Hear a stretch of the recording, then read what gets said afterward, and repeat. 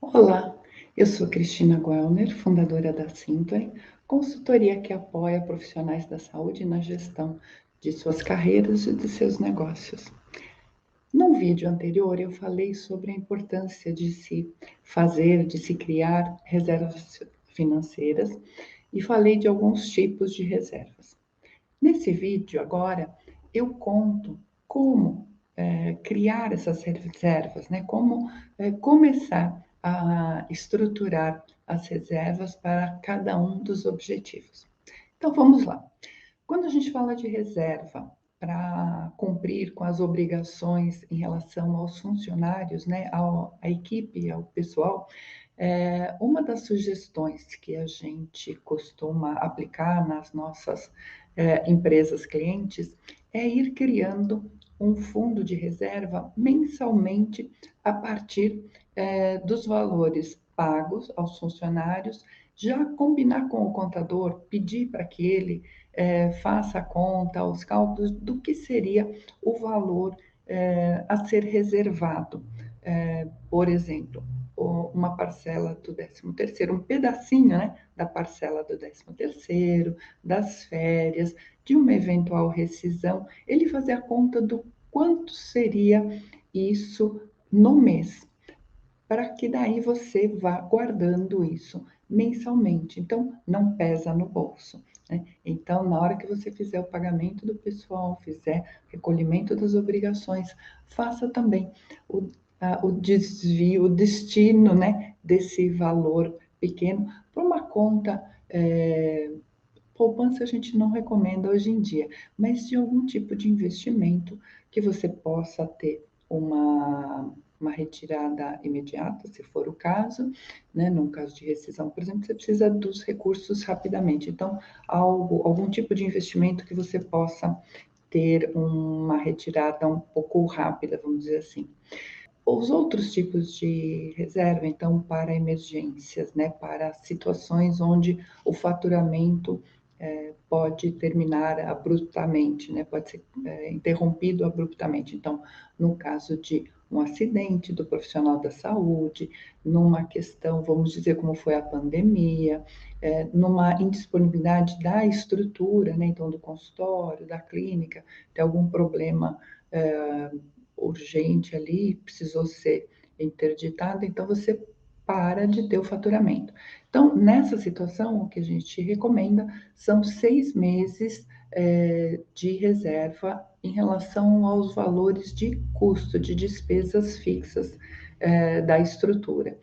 Então, para isso, também é uma construção que pode ser feita ao longo do tempo, não precisa de uma hora para outra ter 6 meses guardados, né? Mas aos pouquinhos também vai depositando, vai investindo em algum fundo de investimento, pode ser da própria conta corrente ou de eh, alguma plataforma de investimento, mas reserve aos pouquinhos este valor, daí ele já vai rendendo, mas fica ali guardado por uma situação de emergência. Eu já escutei uma vez uma pessoa falou assim, mas Cristina, é a mesma coisa que eu não ter esse dinheiro, se eu deixo lá e não posso usufruir dele. Mas essa é a ideia, né? Não é usufruir do dinheiro, porque até a resposta que eu dei nessa época, nessa situação, foi: ok, você coloca esse dinheiro, essa reserva num veículo, né? Você compra um carro e você precisa desse dinheiro para a suspensão das atividades. Não é tão simples você vender um carro, às vezes você vai criar um problema maior para sua família, para o seu deslocamento. Então, a gente deve pensar em colocar esses recursos, sim, num investimento para que você possa poder sacar, poder utilizar esse valor no momento de necessidade.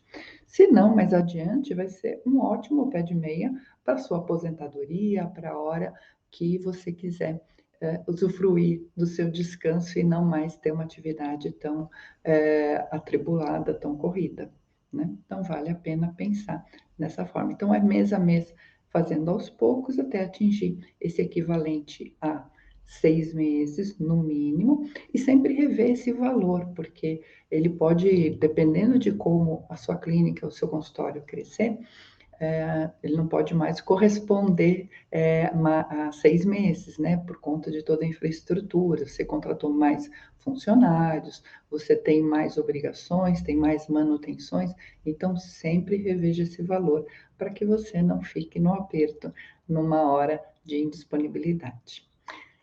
Uma outra situação que eu alertei para ter um fundo de reserva é em relação a eventos, a congressos.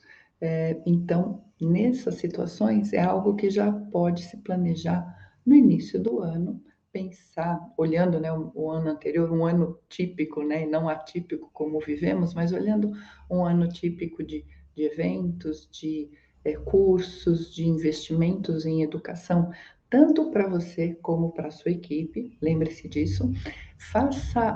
Volte nos momentos onde você já fez esse tipo de, investimento e faça uma conta do que você gastou.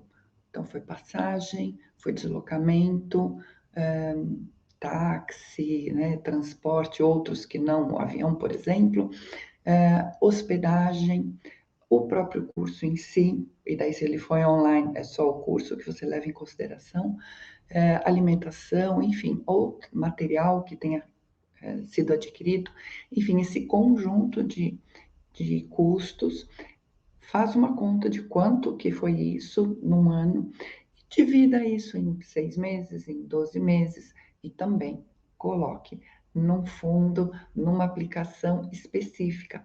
Dê o nome para essas aplicações com aquilo que você tem como objetivo. Fica mais fácil de você fazer a gestão e também de te estimular a pôr valores, né, em cada uma dessas aplicações, nesses investimentos. Ok? Quando a gente fala de manutenção também, né? Então, manutenção predial, manutenção de equipamentos, até a tua própria manutenção, né? Como profissional, investindo na sua melhoria, na sua capacitação pessoal para isso tudo, vamos pensar naquele outro investimento também, que pode ser feito também numa aplicação de valores pequenos, como se fosse um condomínio, né? Continuamente você guarda esse valor. E daí vem a pergunta, Cris, mas você está falando de tantos recursos, vai ser um valor muito grande a ser guardado no mês a mês.